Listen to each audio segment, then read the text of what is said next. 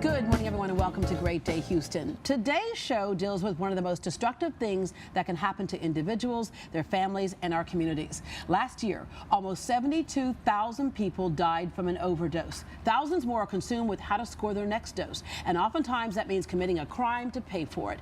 So now you have that revolving door. Stop using when you're in jail, go right back to it when you're released. What if the court system offered help instead of punishment for nonviolent offenders? That was an idea several years ago, and today there's proof that it works. Spend $22,000 a year to keep someone in prison, or just over $3,000 a year for rehab and a chance at life. When a person can become sober, what we get in return is something that's priceless. Three people on the front lines of this cause are Melissa Fitzgerald, the Director of Advancing Justice for NADCP, Judge Katherine Cabiniss, and Marc Levin, who founded Right on Crime to encourage reform in the prison system. Good morning to all of you. Good morning, Deborah. All right, let me just say this out front. If she is looking familiar to you, it's because you were an actress on the West Wing. I was. Right? And so, yes. So there you go, right there. You played Allison Janney's assistant, Carol. Okay, so let's get that out of the way. So while West Wing, dealt with policy and politics and a whole bit, that's not so far removed from your real life. Yeah. And this whole cause we're talking about today is not so far removed because the law is in your family, isn't it? It is. My father actually just retired. He was a judge for many, many years, and he was a prosecutor in the district attorney's office prior to that. And he launched a treatment court in Philadelphia many years ago. So this has been in my blood because I'm very fortunate now. I get to work at National Association of Drug Court Professionals, where we ensure that people who come into contact with the criminal justice system, who have an addiction issue, substance use disorder, mental health condition, trauma, they can receive treatment through a court program instead of incarceration. Yeah. And Katherine, I met you when you were the head of Crime Stoppers Houston. That's right. But now you're behind the bench. But even with Crime Stoppers, you saw how many different crimes and things that would be committed by somebody who was an addict to support their habit. But it was, again, that revolving door again and again and again. So now as a judge, you have a chance to change things. That's right. On the bench, certainly a way to try to help from a different perspective. When I was at Crime Stoppers, of course, we were sending the cases to the courthouse.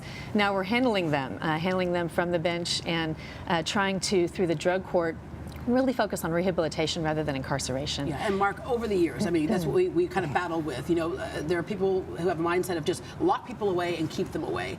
We cannot lock up that many people. So we also had to look at, just to punish somebody's one thing, but what if we could save somebody? And so this was an idea that came about for all kinds of reasons, even economic reasons. Yeah, no, it's exactly right. And in Texas, we've made a good deal of progress. We've closed 8 prisons, but there's a lot more to do. We still have the 6th highest incarceration rate in the nation. And of course, this country has 25% of the world's prisoners and 5% of the world's population. Wow. So what we really ought to focus on is, for example, we still have 17,000 people in Texas prisons for drug possession.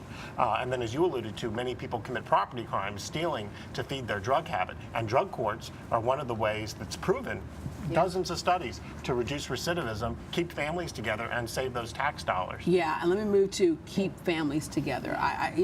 Every child, I think, really wants their mom and dad, no matter what the situation is. And so when we separate them, oftentimes we perpetuate that cycle.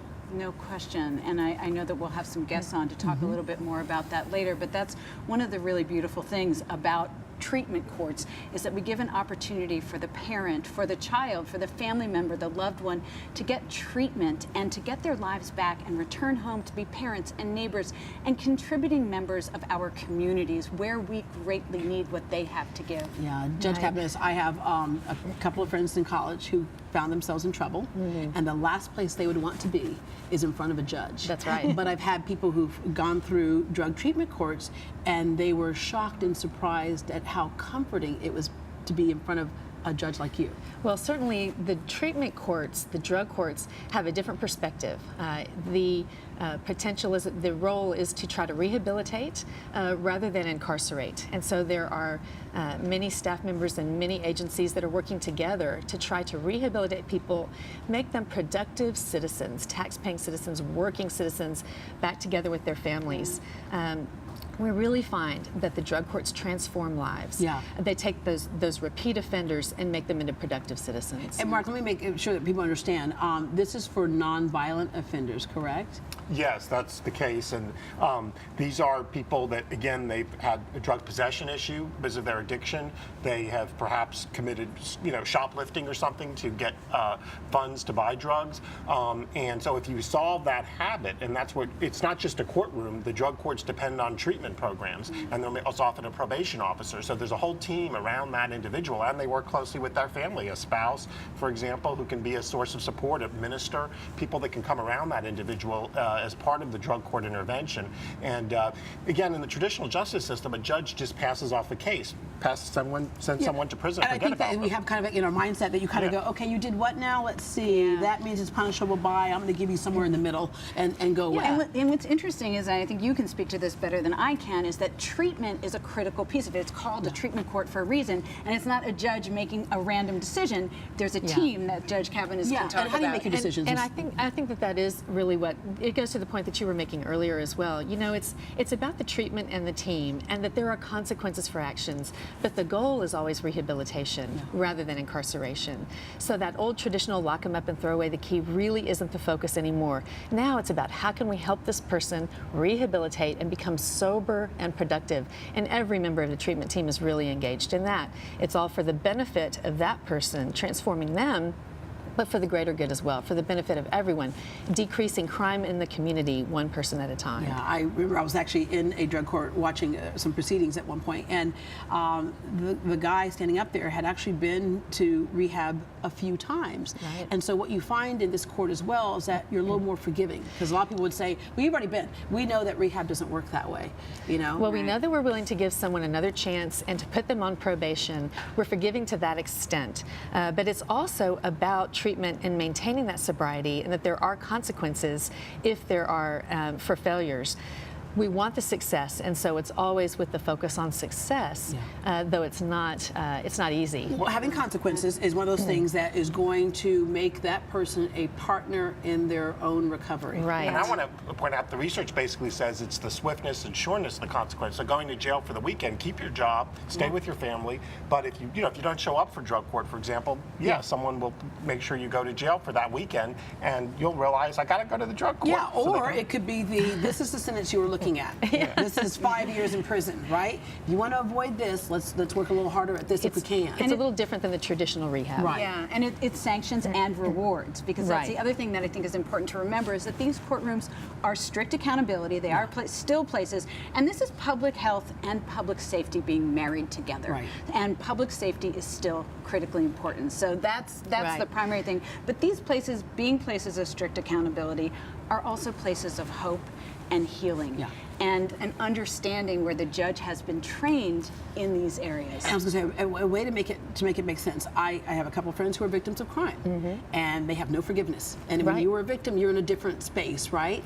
But being somebody who was the head of Crime Stoppers at one time, you look at it and say, but this is what can make sense in so many different ways. We mentioned financially earlier, the money, it makes sense.